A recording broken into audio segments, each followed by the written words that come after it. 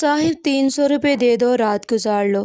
मैं बस 12 साला पठानी लड़की को साथ ले आया। जो उसके करीब जाने लगा तो वो रोते हुए सूर्य रहमान की तिलावत करने लगी। मुझे खौफ खुदा आया। मैंने उसे पैसे देकर जाने दिया, पर नहीं जानता था कि एक नेकी मेरी ज़िंदगी बदल देगी। साहिब 300 रुपये दे दो, रात गुजार लो।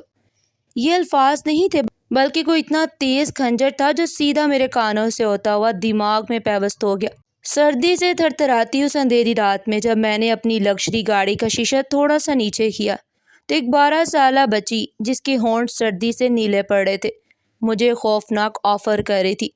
उसके फटे पुराने कपड़े और कामता हुआ वजूद उसकी मजबूरी का ऐलान कर रहे थे, मगर मेरे अंदर का वो दरिंदा जो दौलत और तकब्बुर के नशे में अंधा हो चुका था, उसने उस मासूमियत को भी नज़रअंदाज कर दिया। मैंने हैरत और एक अजीब सी हवस के ज़रिए असर उस पठानी लड़की को गाड़ी में बैठने का इशारा किया। वो थोड़ी देर हिचकिचाहट और शदीद खौफ के साथ पिछली सीट पर सिमट कर बैठ गई। गाड़ी में हीटर चल रहा था, मगर वैसे कांप रही थी जैसे उसके अंदर बर्फ़ जम गई हो। मैंने गाड़ी की रफ्तार बढ़ा दी और सीधा अपने फ्लैट की तरफ चल पड़ा। रास्ते भर हम दोनों के दरमियान कोई बात नहीं हुई। फ्लैट का दरवाज़ा खोलते ही जब मैंने उसे अंदर आने को कहा तो उसकी आंखों में एक वहशत सी दौड़ गई। वो डरते डरते अंदर दाखिल हुई और दीवार के साथ लग गई। उसके रुखसारों पर आंसू बहने लगे। मुझे जाने दो साहिब, मुझे अपने घर जाना है, उसने सिसकते हुए कहा। मैंने एक तंजिया मुस्कुराहट के साथ अपना कोट उतारा और उसके करीब जाते हुए कहा, अभी तो तुम खुद कह रही थी कि 300 रुपये में रात गुजार लो, अब क्या हुआ? ये सुनते ही वो बुरी तरह रोने लगी और जो ही मैं उसके मज़ीद करीब हुआ उसके कामते होठों से वो अल्फाज अदा हुए जिन्होंने मेरे वजूद को झंझोड़ कर रख दिया। अर्रहमान अल्लामल कुरआन खलकल इंसान। वो सूरह रहमान की तिलावत कर रही थी। उसकी आवाज़ में इतना दर्द, इतनी मासूमियत और इतनी बेबसी थी कि मेरे कदम वहीं ज़मीन में जम गए। मेरे अंदर का वो मगरूर शैतान जो खुद को खुदा समझना चाहता था, एक ही लम्हे में राख हो गया। खौफ खुदा ने मुझे इस तरह झंझोड़ा कि मेरा सारा जिस्म पसीने से भीग गया। मैंने अपने कानों पर हाथ रख लिए और उसे कहा कि बस कर दो, चुप हो जाओ, मैं तुम्हें कुछ नहीं कहूँगा। मैंने जल्दी से अपना बटुआ निकाला और उसमें से 5000 का एक नोट निकाल कर उसके कांपते हाथों में थमा दिया और कहा, ये लो पैसे और चलो मेरे साथ, मैं तुम्हें वापस वहीं छोड़ कर आता हूँ। मैंने उसे दोबारा गाड़ी में बिठाया और सिग्नल की तरफ गाड़ी दौड़ा दी। मेरा दिल इतनी ज़ोर से धड़क रहा था कि मुझे अपनी सांसें उखड़ती हुई महसूस हो रही थी। सिग्नल पर पहुंचकर मैंने गाड़ी रोकी और वह दरवाज़ा खोलकर बाहर निकली और पलट कर देखे बगैर अंधेरे में गायब हो गई। पर मुझे एक ऐसी बेचैनी दे गई जिसका मेरे पास कोई इलाज नहीं था। जब मैं फ्लैट पर वापस आया तो बिस्तर पर लेटने के बावजूद मेरी आंखों से नींद कोसों दूर थी। मुझे बार बार अपना वो तकब्बुर और गुरूर याद आ रहा था जो मेरी पहचान बन चुका था। मेरा नाम नुमान शाह है और उस शहर का हर बिजनेसमैन मेरे नाम से कामता है। मैंने दौलत उन सड़कों पर धक्के खाकर कमाई थी और उसी दौलत ने मुझे इतना मगरूर कर दिया था कि मैं रिश्तों और एहसासात को जूतों की नोक पर रखता। मुझे याद आया कुछ अर्सा पहले मेरे चचा जान गांव से मुझसे मिलने आए थे। ये वही चचा और चची थे जिन्होंने मेरे सर से वालिदैन का साया उठने के बाद मुझे पाला था, मेरी हर ज़रूरत पूरी की थी और अपनी बेटी नुसरत से मेरी शादी करवाई थी। पर मेरी दौलत की हवस ने सब कुछ छीन लिया था। चचा जान ने मेरे शानदार हॉल में बैठते ही मुझसे कहा था, नुमान बेटा, तुमने पैसे तो बहुत कमा लिए मगर अपनों को खो दिया है। नुसरत आज भी गांव में तुम्हारी राह देखती है। तो हम बूढ़े हो गए हैं। हमने तुम्हें अपने सगे बेटे से भरकर पाला, कभी तो हमारा हाल पूछ लिया करो। मैंने बड़ी बेरुखी से उनकी बात काटते हुए जवाब दिया था, चचा जान, मेरे पास इन फजूल जज्बाती बातों के लिए वक्त नहीं है। नुसरत को मैं हर महीने लाखों रुपए भिजवा देता हूँ, उसे और क्या चाहिए। मेरी ज़िंदगी का मकसद सिर्फ पैसा और कामयाबी है। ये रिश्ते नाते सिर्फ गरीबों के दिल बहलाने के लिए बनाए जाते हैं। आपको जो ज़रूरत है मुझे बताएं, मैं चेक कर देता हूँ और मुझे जज्बाती ब्लैकमेल ना करें। मेरी ये कड़वी और बेरहम बातें सुनकर चचा जान की आंखों में आंसू आ गए और वो बिना कुछ कहे वहाँ से चले गए। आज जब मैं उस बिस्तर पर अकेला पड़ा था तो मुझे नुसरत का वो उतरा हुआ चेहरा और उसकी खामोश आंखें शिद्दत से याद आ रही थी। मुझे याद आ रहा था कैसे नुसरत ने मेरी हर तल्ख बात को खामोशी से सह लिया था। वो गांव की एक सादा सी लड़की थी जिसे मेरे चाचा चाची ने मेरे लिए चुना था। जब हमारी शादी हुई तो मेरे पास दौलत का अंबार नहीं था। मैंने उससे वादा किया था कि मैं उसे दुनिया की हर खुशी दूंगा और जैसे जैसे मेरे बैंक बैलेंस में इजाफा होता गया मेरे दिल में नुसरत और रिश्तों की जगह कम होती गई। मैंने उन्हें गांव के उसी पुराने घर में छोड़ दिया और खुद उस बड़े शहर के शानदार महल में आ बसा। मुझे लगता था कि मेरी दौलत मुझे हर गम और हर परेशानी से बचा लेगी, लेकिन आज उस नन्ही सी बच्ची ने मेरे गुरूर को मिट्टी में मिला दिया था। मैं खुद को आईने में देखने से कतराने लगा था। मुझे अपना ही अक्स एक मकरूद दरिंदे जैसा लगने लगा। میں سوچنے پر مجبور ہو گیا تھا کہ میری اس بے پناہ دولت کا آخر کیا فائدہ جو مجھے ایک پل کا سکون نہیں دے سکتی۔ میں نے اپنا سب کچھ داؤ پر لگا کر یہ مقام حاصل کیا تھا، مگر آج مجھے یوں لگ رہا تھا جیسے میں دنیا کا غریب ترین انسان ہوں جس کے پاس نہ کوئی سچا رشتہ ہے اور نہ ہی کوئی ہمدرد۔ اگلا دن میری زندگی کا بہت اہم دن تھا۔ میری کمپنی کا ایک بہت بڑا پروجیکٹ فائنل ہونے والا تھا جس سے مجھے کروڑوں کا فائدہ ہونا تھا۔ میں صبح سویرے تیار ہو کر آفس پہنچا۔ میرا دوست اور بزنس پارٹنر کامران میرے کیبن میں بیٹھا میرا انتظار کر رہا تھا۔ اس نے مجھے دیکھتے ہی خوشی سے کہا، نعمان، آج تو تم نے کمال ہی کر دیا، وہ پروجیکٹ ہمیں مل گیا ہے، آج رات تو بہت شاندار پارٹی ہونی چاہیے۔ میں نے زبردستی مسکراتے ہوئے کرسی پر بیٹھ کر کہا، ہاں کامران، تم سب انتظار کرو، میں آ جاؤں گا۔ مگر میرا ذہن اس وقت بھی اس بچی کی طرف اٹکا ہوا تھا۔ میں نے فوراً اپنے سیکرٹری کو بلایا، اسے کہا، رات جس سگنل سے میں گزرا تھا وہاں جاؤ، اس پٹھانی بچی کو ڈھونڈو، مجھے ہر حال میں اس کے بارے میں معلومات چاہیے۔ میں نے اس کا حلیہ بھی بتایا، وہ چلا گیا اور 2 گھنٹے بعد جب واپس آیا تو اس کا چہرہ اترا ہوا تھا۔ اس نے کہا، سر، میں نے پورا علاقہ چھان مارا ہے مگر وہاں ایسی کوئی بچی نہیں ملی۔ میں نے ارد گرد کے دکانداروں سے بھی پوچھا مگر کسی کو کچھ معلوم نہیں۔ کیا بات ہے سر، سب خیریت تو ہے؟ کامران نے تشویش سے پوچھا۔ میں نے نفی میں سر ہلاتے ہوئے گہری سانس لی اور مایوسی سے آنکھیں بند کر لی۔ 2 دن اسی بے چینی میں گزر گئے۔ میرا بڑا پروجیکٹ سائن ہو گیا، میں نے دوستوں کے ساتھ بڑی پارٹی کی اور شراب کے نشے میں اس واقعے کو بھولنے کی کوشش کی۔ سب لوگ میری کامیابی کا جشن منا رہے تھے، ہر طرف کہکے اور موسیقی کی آوازیں تھی، لیکن میرے اندر عجیب سی خاموشی و ویرانی تھی۔ میں گھر آیا تو نشے میں دھت تھا۔ میں نے خود کو بستر پر گرا دی اور آنکھیں بند کر لی، لیکن رات کی تنہائی میں جب بھی میری آنکھ لگتی مجھے وہی بچی روتی ہوئی دکھائی دیتی اور اس کی تلاوت کی آواز مجھے چونکا کر جگا دیتی۔ مجھے اپنا بہت گنہگار محسوس ہونے لگا اور ایک عجیب سا خوف میرے دل میں بیٹھ گیا۔ میں جس نیت سے اسے گھر لایا تھا اسی وجہ سے میرا ضمیر مجھے جھنجھوڑ رہا تھا۔ میری ساری دولت مجھے کوئی سکون نہیں دے پا رہی تھی اور وہ سکون جو نصرت کے پاس تھا وہ میں اپنے ہاتھوں سے کھو چکا تھا۔ 3 دن بعد میری زندگی میں ایک ایسا طوفان آیا جسے سب کچھ تہس نہس کر دیا۔ صبح صبح میرے آفس میں FIA کا چھاپا پڑا۔ میں بھی اپنی کرسی پر بیٹھا ہی تاکہ میرا مینیجر گھبرایا وہ اندر آیا اور بولا، سر، بہت بڑا مسئلہ ہو گیا، FIA والوں نے پورا آفس گھیر لیا ہے۔ میں نے غصے اور حیرت سے کہا، یہ کیا بکواس ہے، چھاپا کیوں پڑا ہے؟ اور کامران کہاں ہے؟ اسے بلاؤ۔ مینیجر نے روتے ہوئے کہا، سر، کامران صاحب نے ہمارے ساتھ بہت بڑا دھوکہ کیا ہے، وہ کمپنی کے تمام غیر قانونی کاموں، منی لانڈرنگ اور ٹیکس چوری کا سارا الزام آپ پر ڈال کر راتوں رات ملک سے فرار ہو گیا اور سارے کاغذات پر آپ کے جعلی دستخط موجود ہیں۔ میرے پیروں تلے سے زمین نکل گئی۔ میرا وہ دوست جس پر میں اندھا اعتماد کرتا تھا، اس نے مجھے اتنی آسانی سے دھوکہ دے دیا، میں نے خواب میں بھی نہیں سوچا تھا۔ میں نے مینیجر کا گریبان پکڑ لیا اور چلایا، تم جھوٹ بول رہے ہو، کامران ایسا نہیں کر سکتا، وہ میرا بھائی جیسا دوست ہے۔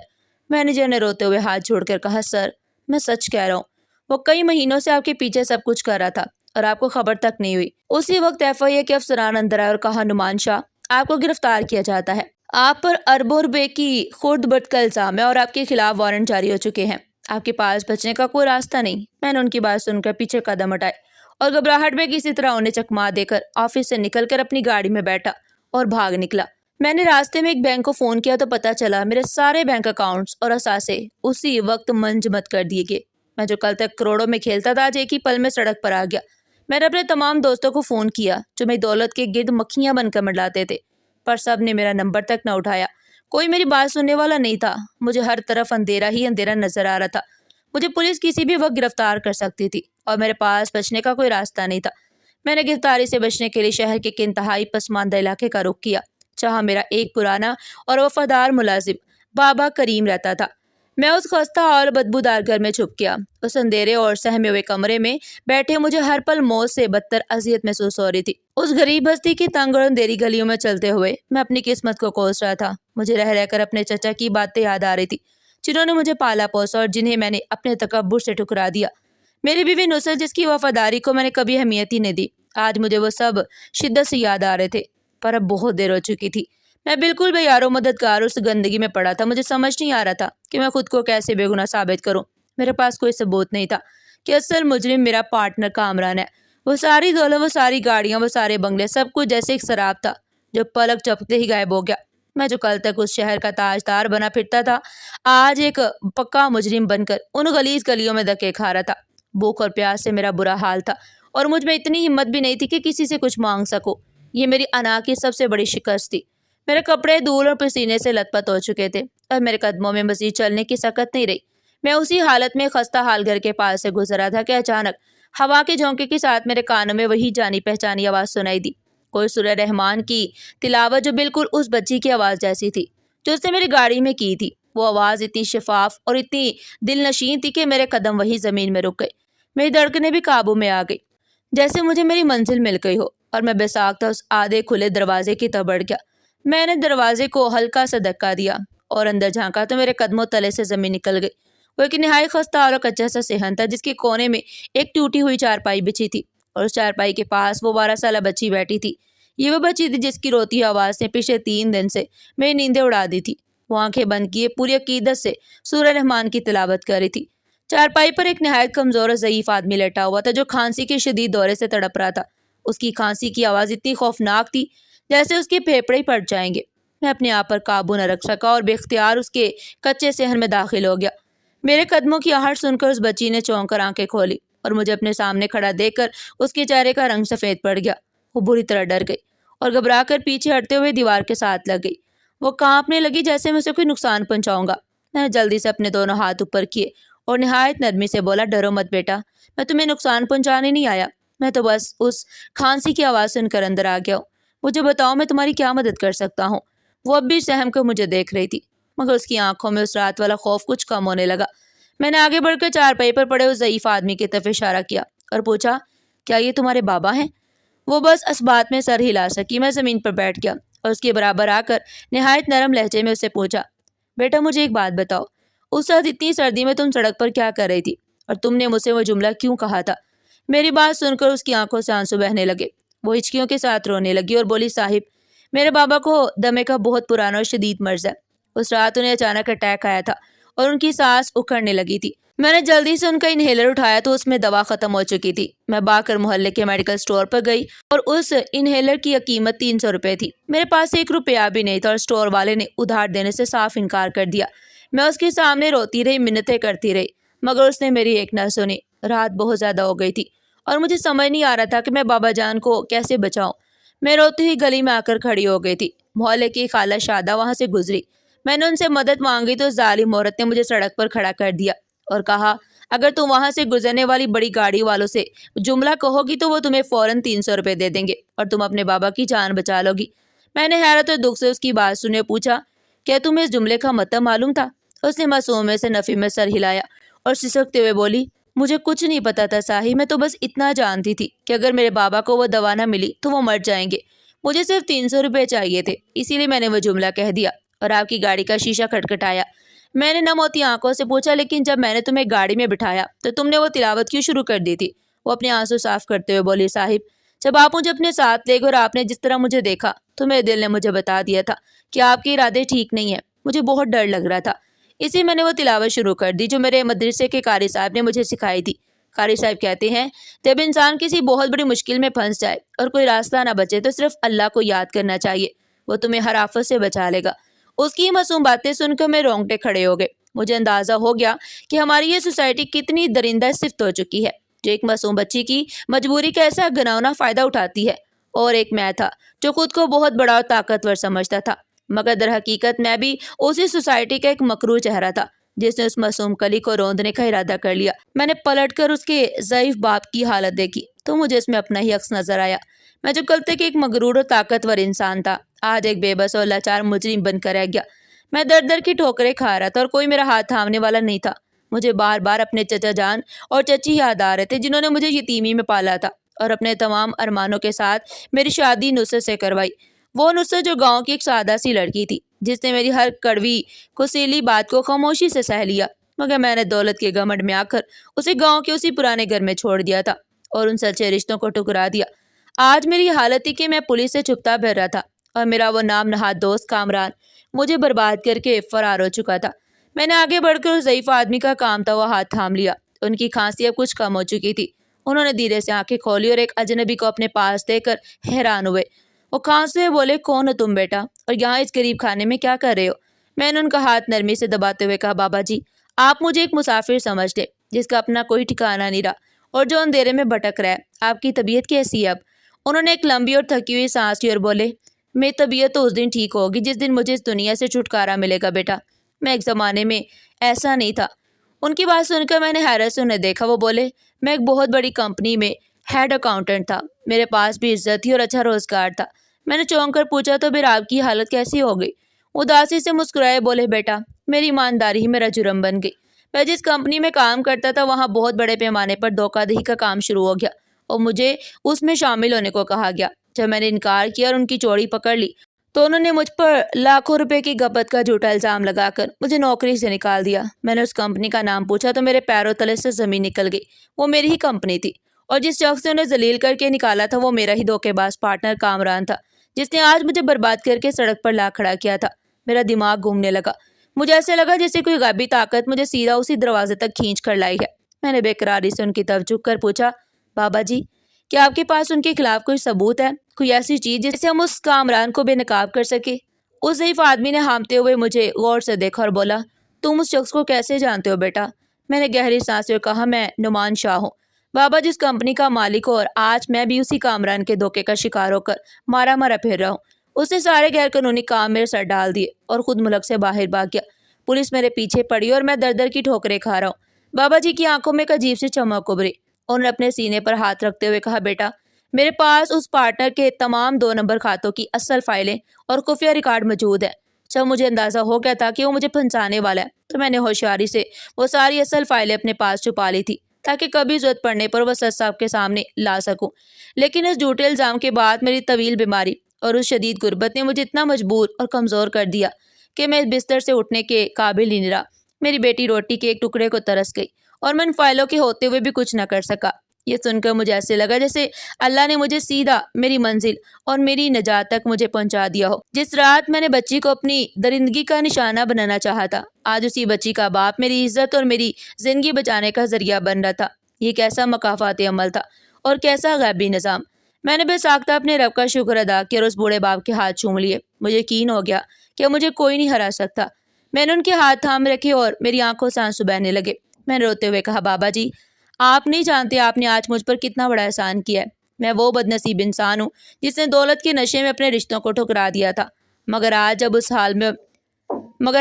حال کو پہنچا تو مجھے سمجھ آئی کہ یہ دولت کسی کام کی نہیں۔ میں نے اس بچی کی طرف دیکھا جو حیرت سے ہماری باتیں سن رہی تھی۔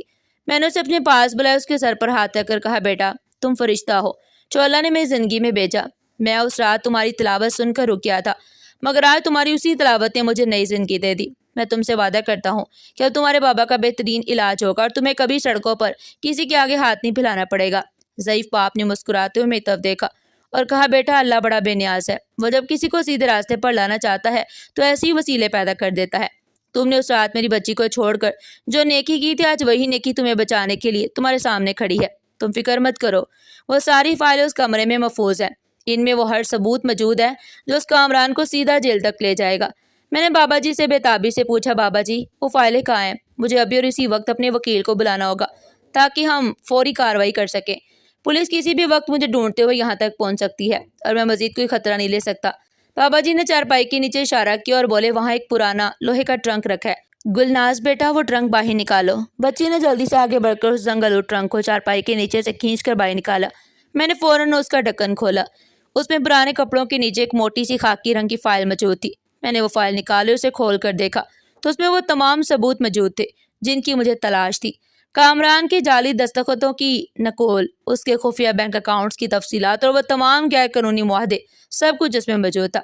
میری آنکھوں میں ایک نئی امید جاگ اٹھی تھی۔ میں نے وہ فائل اپنے سینے سے لگا لی اور بابا جی کی طرف دیکھ کر کہا، بابا جی آپ نے مجھے ایک نئی زندگی دی ہے، میں ساری زندگی آپ کا یہ احسان نہیں بھولوں گا۔ میں ابھی چھپ کر اپنے وکیل سے رابطہ کرتا ہوں اور ہم کل یہ سارے ثبوت اداروں کے حوالے کر دیں گے۔ میں نے فوراً اپنا موبائل نکالا اور اپنے وکیل کو فون ملانے کے لیے کمرے سے باہر کچے صحن میں آ گیا جہاں اندھیرا چھایا ہوا تھا۔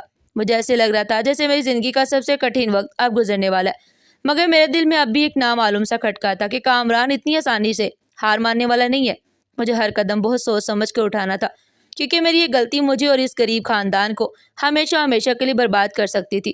میں نے فوراً اپنے وکیل کا نمبر ملایا اور فون کان سے لگا کر بے چینی سے صحن میں چلنے لگا۔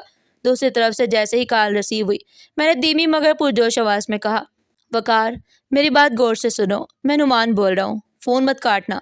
دوسری طرف چند لمحوں کی خاموشی چھا گئی، پھر وقار کی گھبرائی آواز آئی، نعمان تم کہاں غائب ہو گئے ہو یار؟ پوری پولیس اور FIA تمہارے پیچھے پڑی ہے۔ میں نے تمہاری ضمانت کے لیے بہت کوشش کی، مگر کامران نے تمہارے خلاف ثبوت اتنے مضبوط بنائے ہیں کہ کوئی جج ضمانت دینے کو تیار نہیں۔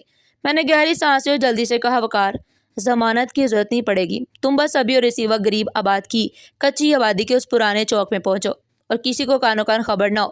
میرے پاس وہ ماسٹر چابی آ گئی ہے جو کامران کو سیدھا پھانسی کے پھندے تک لے جائے گی۔ وقار نے حیرت سے پوچھا، تم اس وقت اس کچی بستی میں کیا کر رہے ہو؟ اور کیسی ماسٹر چابی؟ میں نے بےتابی سے کہا، وقار، تم بس جلدی آؤ، میرے پاس وقت بہت کم ہے، کسی بھی وقت پولیس مجھے ٹریس کر سکتی ہے۔ میں تمہیں لوکیشن بھیج رہا ہوں، بس تم اکیلے آنا۔ فون بند کر کے میں واپس کمرے میں آیا تو بابا جی کھانسی کے باوجود میری طرف پر امید نظروں سے دیکھ رہے تھے اور گلناز خاموشی سے ان کے پیر دبا رہی تھی۔ میں نے بابا جی کے پاس زمین پر بیٹھتے ہوئے کہا، بابا جی، وکیل آ رہا ہے، آپ بس دعا کریں کہ ہم صبح ہونے سے پہلے یہ ثبوت متعلقہ اداروں تک پہنچا دے۔ بابا جی نے اپنے کمزور ہاتھ میں سر پر رکھا اور بولے، بیٹا، تم سچے ہو اور اللہ سچ کا ساتھ کبھی نہیں چھوڑتا، تم فکر نہ کرو، یہ فائل کامران کا ہر کچا چٹا کھول دے گی۔ میں نے یہ سب اپنی جان پر کھیل کر بچایا تھا، مجھے یقین تھا کہ ایک دن یہ ضرور کام آئے گا۔ تقریباً آدھے گھنٹے بعد دروازے پر ہلکی سی دستک ہوئی۔ میں نے احساس سے دروازہ کھولا تو سامنے وقار کھڑا تھا، جو اس غریب اور اندھیری بستی میں آ کر بری طرح گھبرا رہا تھا۔ میں نے فوراً اس کا ہاتھ پکڑا اور اسے اندر کھینچ کر دروازہ بند کر دیا۔ وقار نے حیرت سے اس ٹوٹی پھوٹی چارپائی اور بابا جی کو دیکھا اور بولا، نعمان، یہ سب کیا ہے اور تم یہاں کس حال میں بیٹھے ہو؟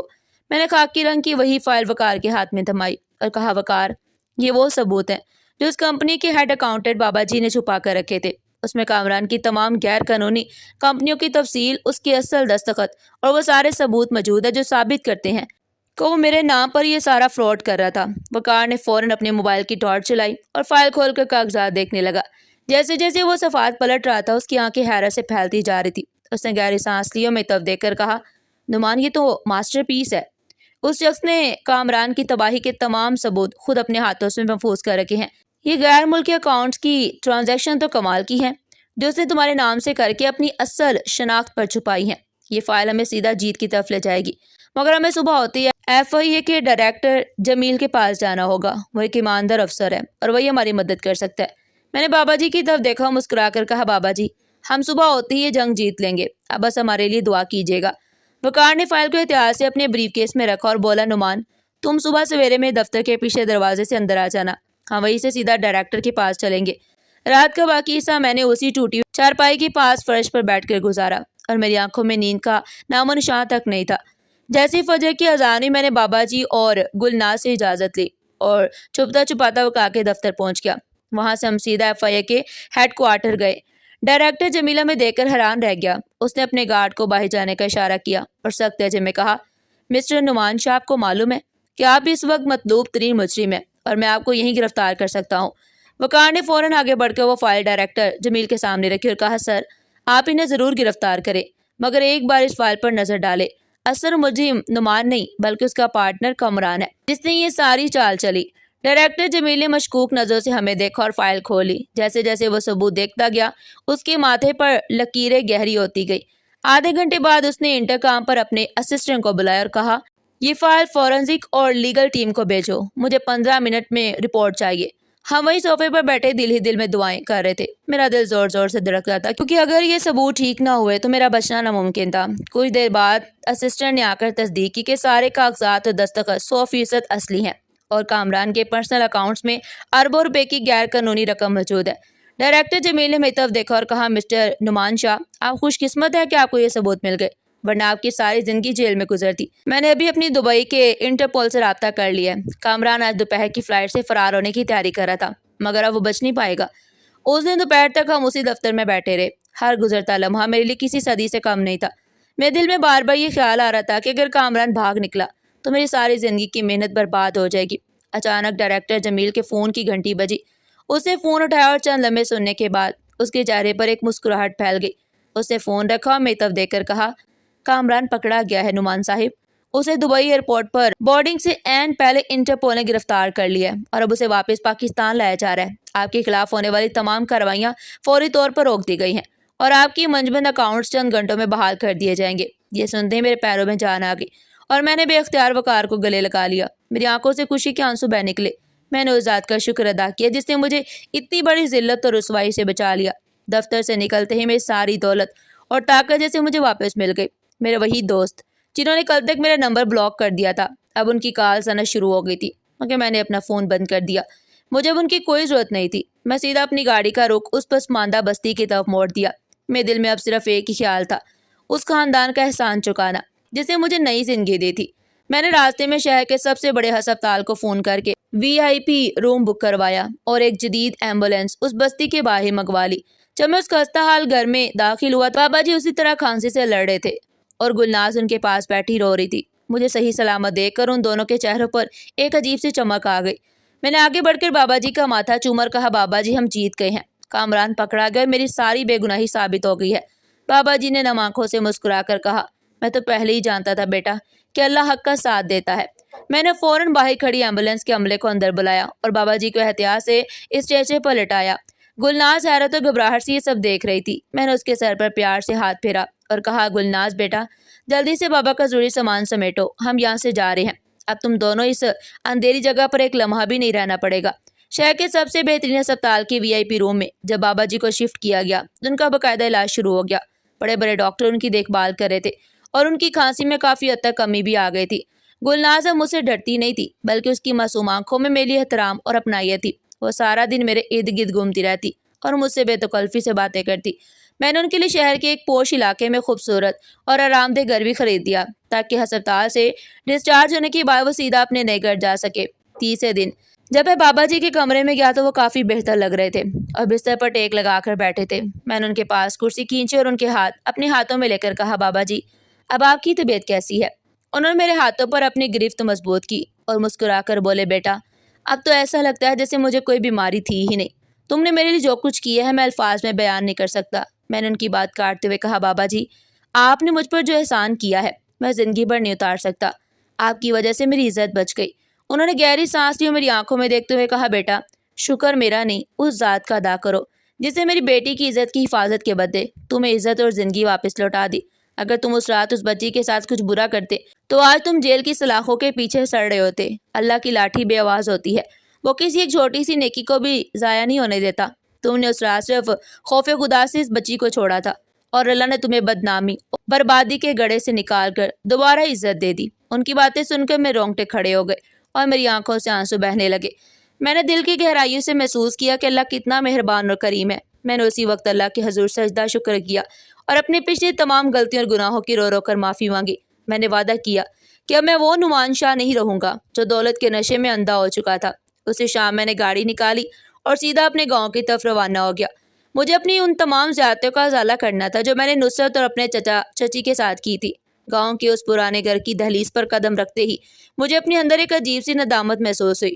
نصرت صحن میں بیٹھی کام کر رہی تھی۔ مجھے اتنے عرصے بعد اچانک سامنے دیکھ کر اس کے ہاتھ سے برتن گر گیا اور وہ حیرت سے مجھے دیکھتی رہ گئی۔